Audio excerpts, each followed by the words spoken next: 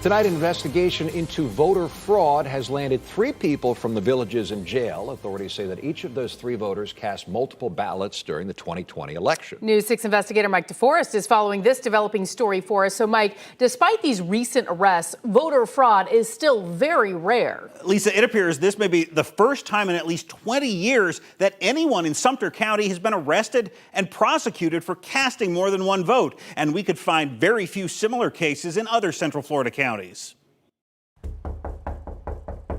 No one answered the door at the home of Jay Ketsick. He's one of 3 residents of the Villages who've recently been arrested on charges related to voter fraud.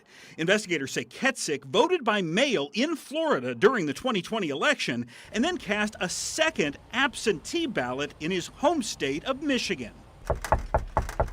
Likewise, while living in this home in the Villages, investigators say Joan Halstead voted twice, once in Florida and once by absentee ballot in New York.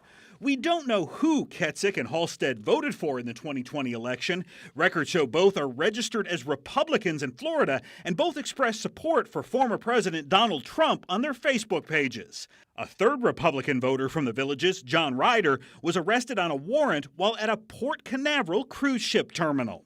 Election integrity is a top priority for Governor DeSantis and for me. Florida's Secretary of State Laurel Lee recently launched this new webpage dedicated to election integrity, where citizens can fill out a form to report voter fraud. And Governor Ron DeSantis has proposed a new state Office of Election Crimes and Security. They're going to have the ability to investigate any crimes involving the election, and I think that's going to be something that's very, very important. Prosecutors say Sumter County Supervisor of Elections Bill Keene uncovered these recent voter irregularities, but he declined to comment, citing the ongoing criminal investigation. Ketsick, Halstead, and Ryder face up to 5 years in prison if convicted of casting more than one vote. But as News 6 discovered, very few other Floridians have been prosecuted for that election law crime, and even fewer have received harsh penalties. In 2017, Alba Esperanza Fernandez was sentenced to probation, no prison time, after pleading no contest to casting multiple votes under 2 different names in Volusia County.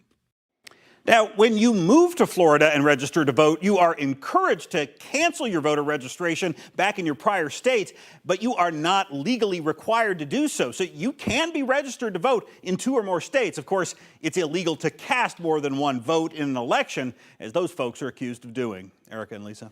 Mike DeForest, very interesting. Thank you.